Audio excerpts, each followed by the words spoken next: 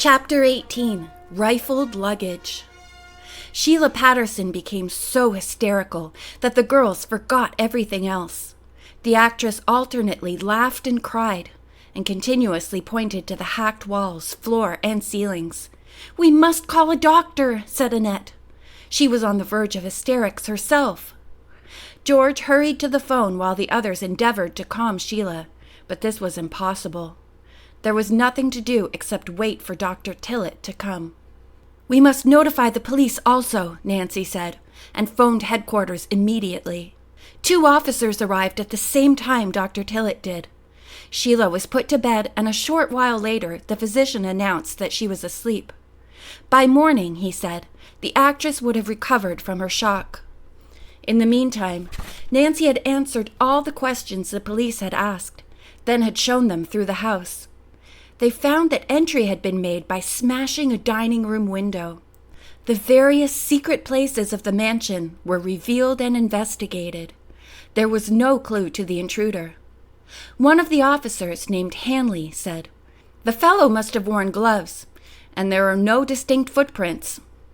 The 2 policemen had about concluded their work when Bess cried out from the girls' bedroom. Nancy and the officers rushed to see what the trouble was. "That horrible burglar," Bess exclaimed, "mussed up all our clothes." She explained that upon opening her suitcase, she had found everything in it in disorder. "And my beautiful new slip is gone," Bess added woefully. Quickly, Nancy and George's baggage was examined. Their suitcases, too, were in disarray, and several new articles of lingerie were missing. Officer Hanley frowned. "That's strange burglarizing," he remarked.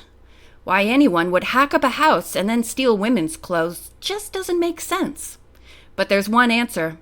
2 intruders, a man and a woman, may have been here." The policeman examined the room for clues to establish this. Finally, Officer Hanley admitted that there were none. "We'll report our findings to the chief," he told the girls. After the men left, Nancy and George boarded up the window the intruder had smashed. Then they made sure everything was locked tightly before going to their room. Bess, already in bed, asked if Nancy had any theories as to the person who had been in the house. "Well, Luke Seeney is exonerated," Nancy replied, which pinpoints the suspect as Alonzo Rugby. "Do you think there was any reason for rifling our suitcases, except to steal the lingerie?" "Yes, I do, Bess. I believe Rugby was looking for letters I might have had from Lord Greystone regarding the peacock window."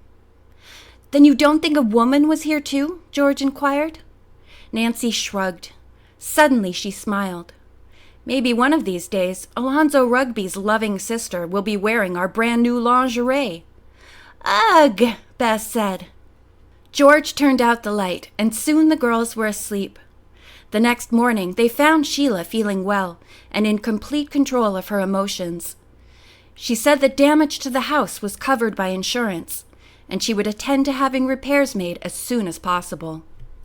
After breakfast, Nancy announced that she was going to make an even more exhaustive search of the house. "First, I'm going to look for clues to the hidden window. Then I hope to learn, if possible, whether or not the burglar discovered the window and took it away." All 4 girls joined in the search, but 2 hours later they admitted defeat. They sat down in the living room with Sheila to discuss what to do next. "Well, I know what I'm going to do," said George, rising. "Go upstairs and wash my hair. It's so full of dust I can't stand it." She left the others and climbed the steps. Halfway up she stopped short, leaned down, and picked up a small piece of oblong-shaped dark red glass. Excited, George hurried down the stairs and showed it to the others. "Do you suppose the burglar dropped this?" she asked. Nancy took the piece of glass and held it up to the light. The glass was wavy and looked very old. "Probably someone familiar with leaded windows dropped this," she said. Sheila burst into tears. "Oh, that dreadful man did find our stained glass window. Now there won't be a reward for any of us or a chance to sell the window." Nancy had to admit it would be pretty difficult to prove that the old window had been stolen from Ivy Hall. The finder could easily say it had been found someplace else. Then, suddenly, a new thought came to her. Maybe the red glass was not part of the window they were searching for. "There's still hope, Sheila," she said kindly, and told then what she suspected. "You think this man Rugby dropped the piece of glass?" Annette asked. Nancy nodded. "I'm going to find out, if I possibly can, where Rugby is staying and where he was yesterday." "How are you going to do that?" Sheila questioned. "I'll enlist my cousin Susan's aid," Nancy replied. "I'll ask Sue to call Mr. Bradshaw and casually ask if Rugby is their house guest." Going to the phone, she called the car home.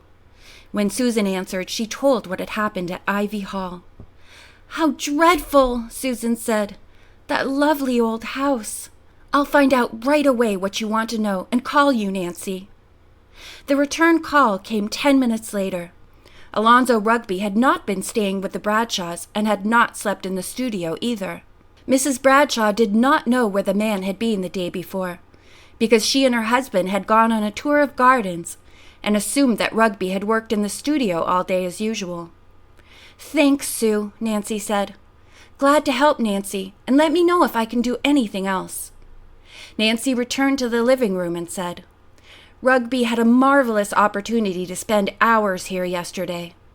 I think we should do some sleuthing and see if we can find out where he's staying." She outlined her plan. The girls would get a canoe and hide it on Eddy Run near Bradshaw's studio. "If Alonzo leaves in a car, we'll follow him with ours. But if he goes off in a canoe, we'll trail him on the water." Once more, Susan Carr's aid was enlisted. She borrowed a canoe for Nancy, and Cliff brought it over in the station wagon. The girls carried it Indian style down to the stream and paddled it up near Waverly. They hid the canoe among some bushes, then walked back to Ivy Hall. "What time do you think we should start our spying?" George asked Nancy. The young sleuth felt that there was no necessity to do anything before 5 o'clock, the time that Rugby normally left the studio. Sheila prepared an early supper for the girls. Then they set off in the car. After parking near the driveway into Waverly, they walked through the woods bordering the road down to the studio.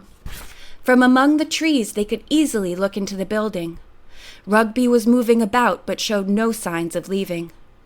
"We may have a long wait," said Nancy. "I really hope he doesn't leave until after dark." As if acceding to her wish, Rugby stayed inside the studio. As hour after hour went by, Bess became tired of the vigil and suggested that they leave. "I wouldn't think of it," said George firmly, and Nancy agreed. As darkness came, the girls moved closer to the studio. The windows were open, and they could hear Rugby mumbling to himself. There was only one small light in the studio. This was near the telephone. Presently, Rugby consulted his watch. Then he picked up the telephone and gave a number in New York City. "Whom do you suppose he's calling?" Bess whispered. The other two girls did not reply, for just then the operator made the connection, and Alonzo Rugby began to speak. "Is this Sir Richard Greystone?" The three girls gripped one another's arms as the suspect went on. "You will? That's great. I'm certainly glad you're going to fly down. The old peacock window is in perfect condition, Sir Richard. Wait until you see it." The listeners were stunned. Apparently Alonzo Rugby had found the missing window. Had he stolen it from Ivy Hall? Would he get the reward for locating it, and perhaps even sell the window to Sir Richard Greystone? "Isn't this awful?" Bess exclaimed in a whisper. As soon as Rugby had completed his call, he flicked off the light, came to the door, and walked outside. He locked the studio, lighted a cigarette, and set off for Eddy Run. "Come on," said Nancy. Quiet as mice, the girls trailed him. Reaching the water, the man stepped into a canoe and paddled off. His pursuers broke into a run, launched their own craft, and climbed in. With Nancy in the prow and George in the stern, they paddled after the suspect. Rugby, familiar with the stream, zigzagged among the rocks. Nancy and George tried to follow his course, but found this impossible. Suddenly, the girls' canoe rammed a stone. There was a splintering sound, and within moments, water gushed into the craft. End of chapter 18.